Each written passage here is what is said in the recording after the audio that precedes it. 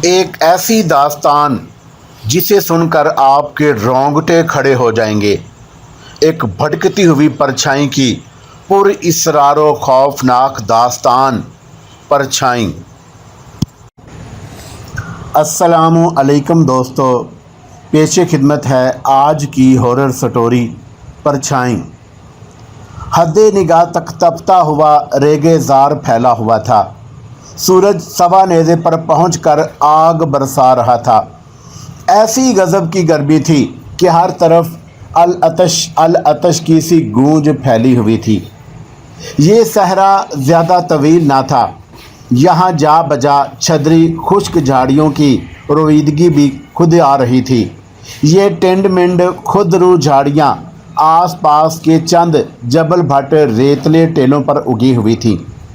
یہ نیم صحرائی علاقہ سندھ اور بلوچستان کی سرحدی پٹی اور وقار کے ساتھ پہلے سبکرو دریائے سندھ کے چوڑے پاٹ کے دائیں کنارے پر واقع تھا۔ یہ نیم صحرا علاقہ کشمور کی آخری حدود میں آتا ہے، جو آبادی سے میلوں دور، البتہ اس کے شمال مغرب میں تقریباً 15-16 کلومیٹر کے فاصلے پر 500-600 نفوس پر مشتمل آلا یار نال ایک چھوٹا گوٹھ تھا، جس کے ایک جانب نیم صحرائی علاقہ تھا تو دوسری طرف سونا بنڈل کے گھنے جنگلات کا سلسلہ دریائے سندھ کے کنارے کنارے کافی آگے تک چلا گیا تھا۔ یہ گوٹھ شمال مغرب میں بلوچستان اور شمال مشرق میں پنجاب کے سرحدوں سے ملا تھا۔ آلا یار خان نامی یہ چھوٹا سا گوٹھ مجموعی طور پر ایک نیم صحرائی گوٹھ کہلاتا ہے، جس کے آس پاس کھیتوں کے ہرے بھرے لہلہاتے سلسلے دور تک پھیلے نظر آ رہے تھے۔ یہاں کے لوگ کھیتی باڑی اور شکار کرتے تھے۔ کھیتوں کو سیراب کرنے اور دریائے سندھ سے پانی حاصل کرنے کے لیے چھوٹی چھوٹی کاریزیں بنائی گئی تھی۔ یہاں تلور، بھٹ، تیتر اور اعلیٰ نسل کی کونج بکثرت پائی جاتی ہے، جس کا گوشت لذت میں ہرن اور چنکارے کے مقابل ہوتا ہے۔ تلور البتہ نایاب تھا اور دوا کے طور پر استعمال میں لایا جاتا تھا، یا پھر کسی پردیسی یا شکاری کو یہاں کے مقامی لوگ بھاری قیمت میں فروخت کر دیا کرتے تھے۔ ایک قدرے وسیع جبل بھٹ ریتلے ٹیلے پر کھجور اور پھونس کی ایک چھوٹی سی جھونپڑی بنی ہوئی تھی۔ جھونپڑی کے اندر ایک مجذوب سا شخص آنکھیں موندے وجد کی سی کفیت میں دو زانوں بیٹھا تھا۔ اس کے نیچے کھجور کی چٹائی بچھی ہوئی تھی۔ چہرہ باریش اور سر کے بال جٹاؤں کی سی صورت چہرے پر پھیلے ہوئے تھے۔ اس کا چہرہ کتابی اور روحانی تسکین سے منور نظر آتا تھا۔ اس کی آنکھیں کشادہ، جسم البتہ اس کا چھریرا اور رنگ گندمی تھا۔ اس نے کرتا نما لمبارلی کا چکور رنگین خانوں کا جبہ سا پہن رکھا تھا اور نیچے لاگ تہمد نظر آ رہی تھی۔ گلے میں منکش منکوں کی مالائیں جھول رہی تھی۔ ایک تسبیح بھی اس کے دائیں ہاتھ میں تھی، جس کے دانے وہ مختصر سے وقفے کے ساتھ رولے جا رہا تھا۔ آنکھیں اس نے موند رکھی تھی۔ ایسے محسوس ہو رہا تھا جیسے اس نے اس نامہربان اور بے مہر دنیا سے ناتا توڑ کر اپنا اندر روشن کر لیا ہو اور من کی روشنی میں دور تک پھیلے ہوئے کچھ مخفی گوشے جھانکنے میں مگن ہو۔ پھر ذرا ہی دیر بعد اس کی گھنی داڑھی مونچھوں سے ڈھکے ہونٹوں میں لرزش سی ہوئی اور جھونپڑی میں ایک ہلکی مگر پل جلال آواز کا آہنگ سا گونجنے لگا۔ وہ شاہ سائیں کا سر مومل زانو گنگنا رہا تھا۔ یہ نوجوان مجذوب کون تھا، یہ آج تک کوئی نہیں جان سکا۔ گوٹھ کے لوگوں نے اس کی فقیرانہ عاجزی اور لا تعلقی کے پیش نظر اسے روحانی شخصیت کا درجہ دیے ہوئے اسے بھٹ سائیں کا خطاب دے دیا تھا۔ کسی کو یہ بھی معلوم نہ تھا کہ یہ آیا کہاں سے تھا۔ اسے اس نیم صحرائی علاقے میں جبل بھٹ سنبھالے کچھ اتنا زیادہ عرصہ بھی نہیں ہوا تھا۔ बस एक रोज़ अचानक गोठ वालों ने एक मजदूब से नौजवान को तपती सुलगती धूप में रेत के इस टेले पर बैठे पाया। लोगों का ख्याल था कि ये कोई पागल शख्स है, मगर फिर रफ्ता रफ्ता जब ये शख्स इधर उधर से फूंस, तिनके और खज्जी की डंठलें इकट्ठी करके एक झोंपड़ी सी बनाकर उसमें फरोकश हो गया, तो लोग बाग जिनमें ज़्यादातर तादाद गरीब हारियों की थी उसकी तरफ मतवज्जा हुए। उसे लोगों ने हर वक्त महवे इबादत ही पाया था। कुछ लोगों ने अज़राहे तरहम उसे खाना भी देना शुरू कर दिया। चंद एक ने रुपए पैसे देने की कोशिशें भी की थी, मगर उस मजदूब ने उन्हें डांट कर उनकी पुरतकल्लुफ़ सौगातें और रुपए लौटा दिए, और फिर तो जैसे लोगों की एक बड़ी तादाद उसकी तरफ मतवज्जा होती चली गई। उनमें ज़्यादातर हाजतमंद थे और ज़िद करके उस मजदूब से दम दुआ करा लिया करते थे। हैरत अंगेज़ तौर पर लोगों को उसके दस्ते फैज़ से शिफा मिलने लगी, तो हर वक्त उसकी झोंपड़ी के गिर्द लोगों का तांता सा बंधा रहने लगा। लेकिन ये बात उस मजदूब को पसंद ना आई। जब हाजतमंद उसे ज़्यादा सताने लगते तो वो तंग होकर उन्हें भगाने लगता, मगर लोगों की अकीदत का ये आलम था कि वो उसकी खिदमत के लिए हिमा वक्त तैयार रहते। बिल आखिर एक दिन उस नौजवान मजदूब ने बाकायदा धमकी दे दी कि अगर उसकी मर्ज़ी के ख़िलाफ़ लोगों ने उसे तंग किया तो वो यहाँ से कहीं और चला जाएगा। उस पर उसकी अकीदतमंदों ने आजिज़ी और न्याज़मंदी से हाथ जोड़ते हुए वीद मुर्शिद की दरख्वास्त की, तो फ़कीर मिनश मजदूब को उनकी बात मानना पड़ी। लिहाजा उसने दिन में सिर्फ़ एक मरतबा बाद सहपहर और गुरूब आफ्ताब से पहले तक लोगों को अपने करीब आने की इजाज़त दे दी। एक रोज़ अजीब बात हुई। उस फ़कीर मिनश की झोंपड़ी में हवेली वालों की तरफ से खाना आया। ये हवेली वडेरे सालार खान की थी और ये खाना उसके दो चाकर ख़ास मिट्ठू और बिचल लाए थे। ट्रे अनवा इकसाम के खानों से सजी हुई थी और खाने पर नक्शीन कढ़ाई किया हुआ दस्तरख्वान नुमा कपड़ा ढांपा हुआ था। ऐसा पहली बार हुआ था कि एक फ़कीर मिनश की झोंपड़ी में हवेली वालों की तरफ से खाना आया, कि एक फ़कीर मिनश की झोंपड़ी में जो बड़ा पुरतकल्लफ था, वरना गोड के गरीब हारी बारी बारी एक छोटी सी चंगेरी में चावलों की रोटी पर साग या फिर थोड़े से उबले हुए चावलों पर पतली दाल डाल कर लाते थे। लेकिन इस बार बड़े शाहाना अंदाज में सजे सजाए बर्तनों में पुरतकल्लफ खाना एक आजिज़ फ़कीर की झोंपड़ी में भेजा गया था। हवेली के दोनों चाकरों मिट्ठू और बिचल ने खाने की बड़ी सी ट्रे खामोशी से मजदूब के सामने रख दी और ख़ुद मौदबाना अंदाज में हाथ जोड़े चंद कदम पीछे हट गए। उस वक़्त दोपहर का समय था और बाहर सूरज आग बरसा रहा था, मगर झोंपड़े के अंदर का माहौल ठंडा और सुकून बख्श था। वहाँ आने वाले हर आदमी को अंदर की फ़िज़ा में रूहानी तस्कीन सी महसूस होती। नौजवान मजदूब खज्जी की मुख्तसर सी चटाई पर दो जानू बैठा गरी के इबादत था। मिट्ठू और बिचल बाअदब अपने हाथ बांधे खामोश खड़े थे। उन्होंने अब तक अपने मुंह से कुछ नहीं बोला कि कहीं बट साईं के अस्तगराक में खलल ना पड़े। मजदूब का सर झुका हुआ था और आंखें बंद थी। झोंपड़ी के महदूद माहौल में एक किस्म का रूहानी दबदबा तारी था। फिर ज़रा ही देर के बाद हक अल्लाह की आवाज़ बरामद हुई और उस मजदूब ने धीरे धीरे अपना सर उठाया और चमकदार पुरजलाल नज़रें सामने बाअदब खड़े उन दोनों चाकरों पर जम कर रह गईं। बट साईं को अपनी तरफ मतवज्जा पाकर मिट्ठू और बिचल ने एक दूसरे की तरफ देखा। फिर मिट्ठू ने लहजे में हद दर्जे अदब समोते हुए दस्त बदस्ता कहा, बट साईं की खैर होवे, आप बड़े मान वारे मुअज़्ज़ज़ भोतार साईं की हवेली से ये न्याज कबूल करें। चाकर मिट्ठू की बात सुनकर बट साईं ने एक खफीफ सी निगाह सामने धरी ट्रे पर डाली और फिर उसका एक हाथ बुलंद हुआ जिसने धीरे से ट्रे पर धरे नक्शीन कपड़े को उठाया तो अंदर मुख्तलिफ प्लेटों में भुने हुए बट, तीतर, चिंकारे के तले हुए पारचे और तलोर की 2 भुनी हुई साबत रानें धरी थी। बट साई के लबों पर अजीब और गैर मुस्तूसी मुस्कुराहट उभरी और उसने बड़े आहिस्तगी के साथ कपड़ा दोबारा ढक दिया और उसके बाद झोंपड़ी में बट साई की एक हल्की सी सांस की बाज गश्त उभरी और उसके बाद पुरजलाल आवाज़ में उसने सामने दस्त बदस्ता खड़े चाकरों को मुखातब करके कहा, मिट्ठू और बिचल, अब आप दोनों हुक्म के गुलाम हो, इसलिए तुम्हारा कसूर माफ़ करता हूँ। इस खाने को मैं ठुकरा नहीं रहा, लेकिन मैं इसे कबूल भी नहीं करूँगा।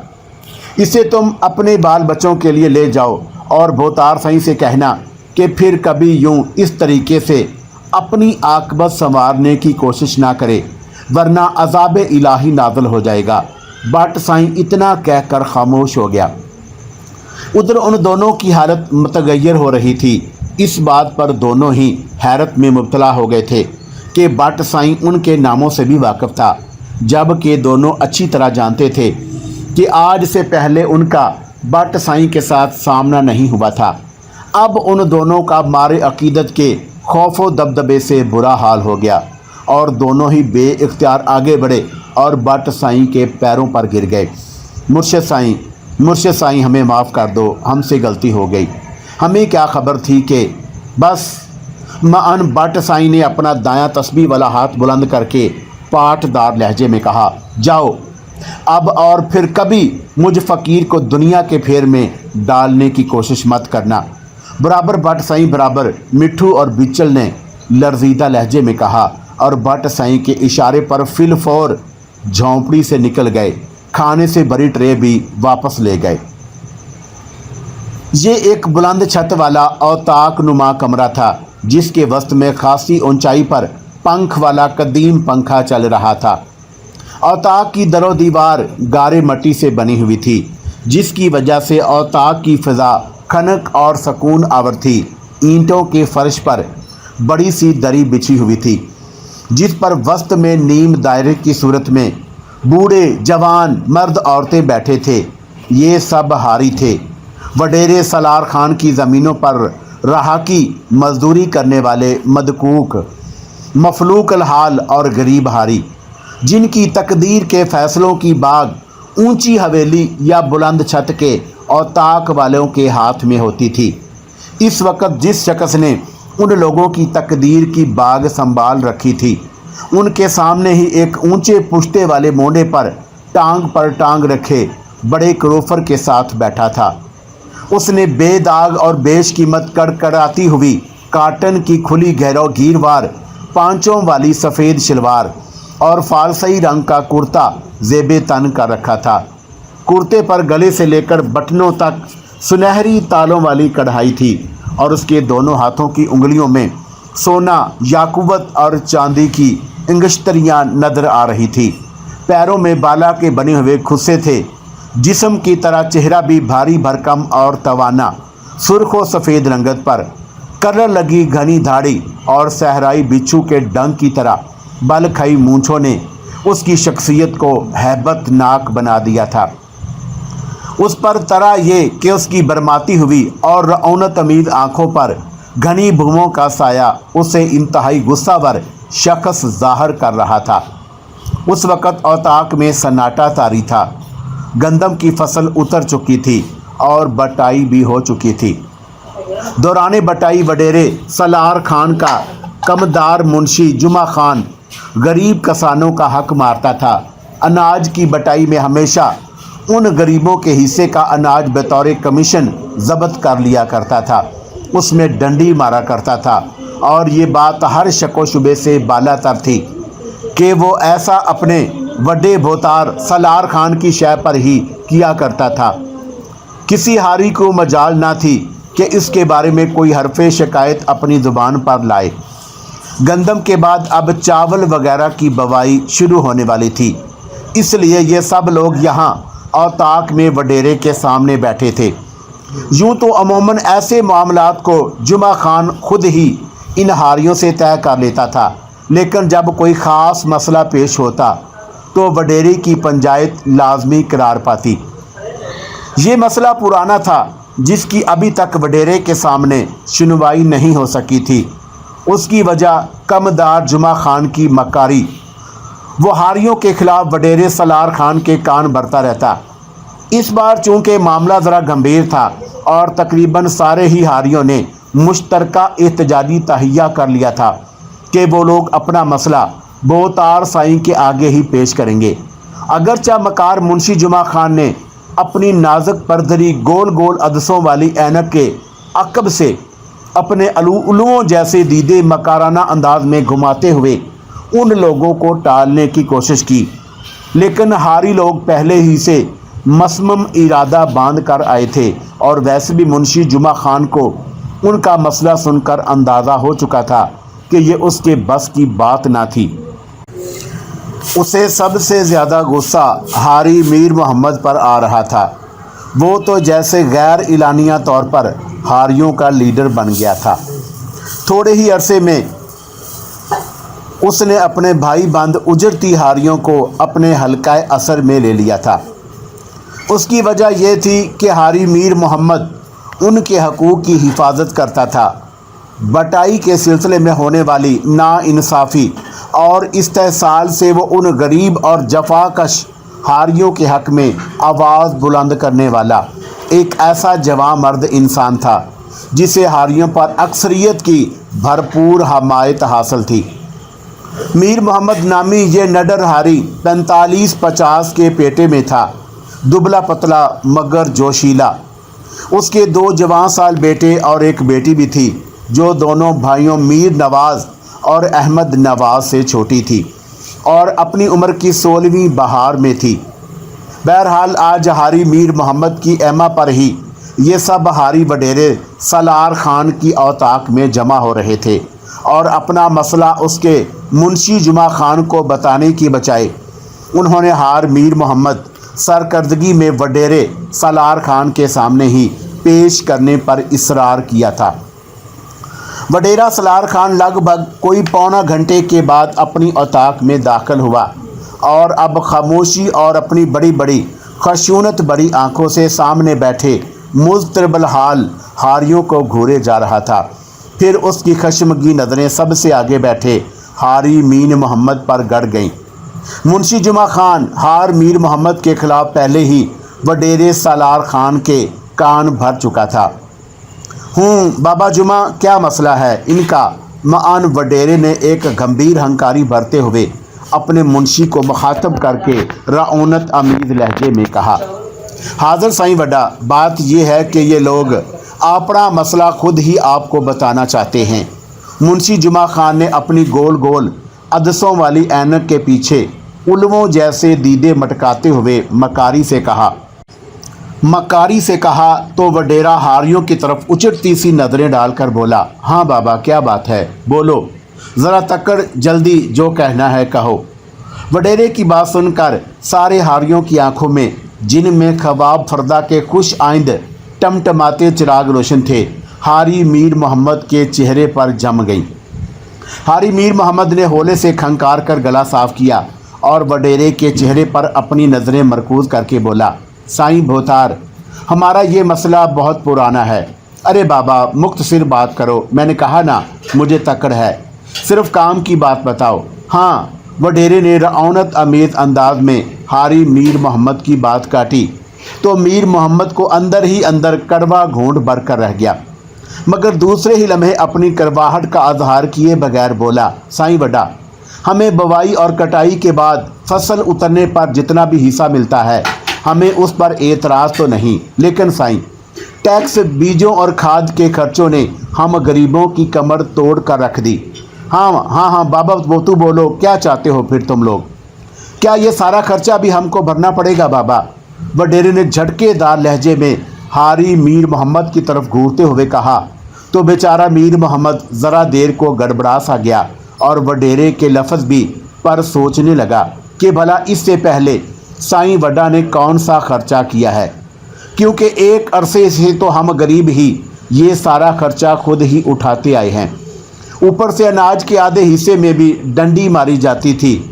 تاہم اپنی طبیعت کے مطابق معاملہ فہم کی فضا کو برقرار رکھتے ہوئے معتدل لہجے میں وڈیرے سے بولا، سائیں وڈا، آپ کیوں بھرو گے یہ سارا خرچہ؟ ہم تو صرف اتنا چاہتے ہیں کہ جس طرح اناج میں برابر کی حصے داری ہوتی ہے اسی طرح خرچہ بھی ہمارا اور آپ کا آدھا آدھا ہونا چاہیے تاکہ ہمارا بوجھ کم ہو سکے۔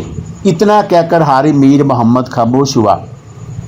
وڈیرا اچانک جھٹکے دار لہجے میں بولا، ارے بابا تم سب نکمے اور کام چور ہو، میں تمہارے ساتھ خرچہ کیسے بانٹوں بابا؟ گندم کا دانہ وقت سے پہلے پھٹ جاتا ہے۔ سپر کرنل اور روس باسمتی چاولوں کی پیداوار ایک جریب کے حساب سے پہلے پوری 30-35 من ہوتی تھی، اب یہ گھٹ کر صرف 20 من فی جریب رہ گئی ہے۔ وڈیرا بولتے بولتے سرخ ہو گیا، پیشانی عرق آلود ہو گئی، آنکھیں غصے کے مارے ایک غضبناک نظارہ پیش کرنے لگیں۔ وڈیرے سالار خان کو غیظ و غضب میں دیکھ کر اس کے سامنے زمین پر بیٹھے بیچارے سب ہاری سہم گئے، مگر حاری میر محمد پر اس کا مطلق اثر نہ ہوا۔ وہ اس طرح ہی گہری متانت کے ساتھ وڈیرے کی طرف خاموشی سے تکتا رہا، پھر جواباً دفاع میں بولا، سائیں بھوتار آپ کی بات برابر، پر اس میں ہمارا کوئی قصور نہیں۔ ہم تپتی دھوپ ہو یا سخت سردی اپنا کام دیانت اور محنت سے کرتے ہیں۔ یہ سارا مسئلہ پانی کی کمی کا ہے، نہریں سوکھی ہوئی ہیں، وارے کا پانی ناکافی ہوتا ہے۔ چنگا بابا چنگا، اس بار تم لوگ چاولوں کی بوائی شروع کرو، پھر کچھ سوچتے ہیں۔ دفتن وڈیرے نے بیزاری سے اپنا ایک ہاتھ اٹھا کر گمبھیر لہجے میں کہا، اور اس کے ہاتھ اٹھانے کا مقصد تھا کہ اب وہ اس بارے میں زیادہ بحث پسند نہیں کرنا چاہتا۔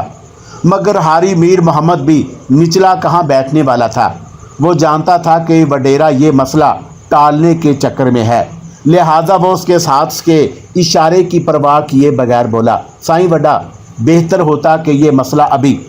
ارے بس کرنا بابا، کہہ جو دیا، دیکھ لیں گے اس مسئلے کو بعد میں۔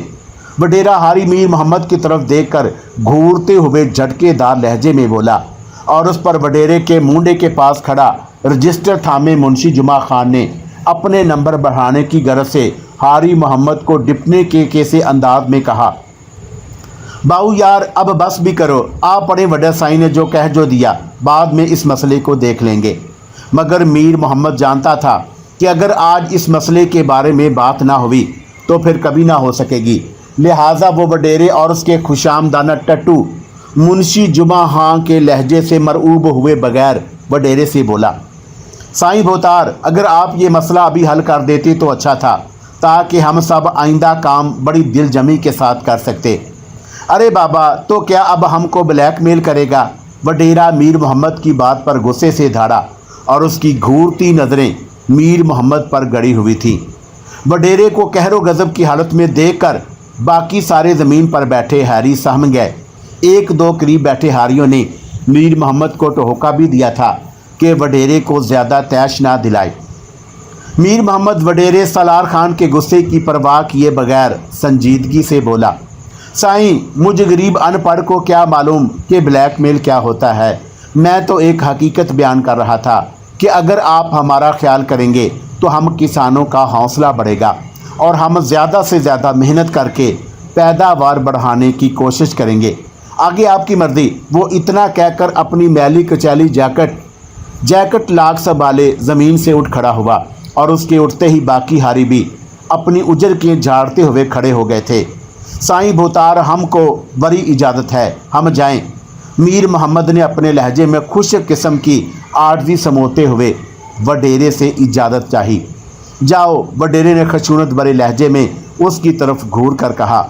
سائیں وڈا یہ حاری میر محمد تو گلے کو ہی آنے لگا ہے، اس طرح تو یہ ساروں کے دماغ خراب کر کے رکھ دے گا۔ منشی جمعہ خان نے سب ہاریوں کے اوتاق سے جاتے ہی وڈیرے سے مخصوص لہجے میں کہا، تو ہی بتا اس گلے پڑنے والے مسئلے سے کس طرح نمٹا جائے۔ وڈیرے نے معاندانہ لہجے میں کہا، گلا ہی کٹوا دو سائیں وڈا۔ منشی کے منہ سے بے اختیار نکلا، کیا؟ وڈیرا غصے سے دھاڑا، میرا مطلب ہے سائیں وڈا اس فتنے کا گلا کاٹ دیں۔ اور وہ یک دم اپنے جملے پر نظر ثانی کر کے گڑبڑا کر بولا، ارے وہی تو پوچھ رہا ہوں کس طرح یہ کام ہوگا، میں خود اب اس مراسی سے تنگ آ گیا ہوں۔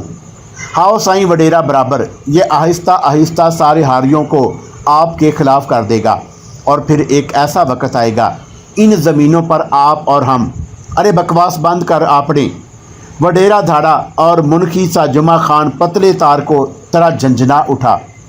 ये लोग अपनी औकात भूलने लगे हैं। इनको सूखी रोटी के साथ कर्ज का सालन भी दिया जाए, फिर देखना बोतार, इन छोटे लोगों के छोटे दिमागों से सारी हवा निकल जाएगी। अब की ना तूने सही बात। वडेरा सालार खान मुंशी की बात सुनकर कदरे खुश होकर बोला और चमरक सा मुंशी जुमा खान मकरू अंदाज में खी खी करने लगा।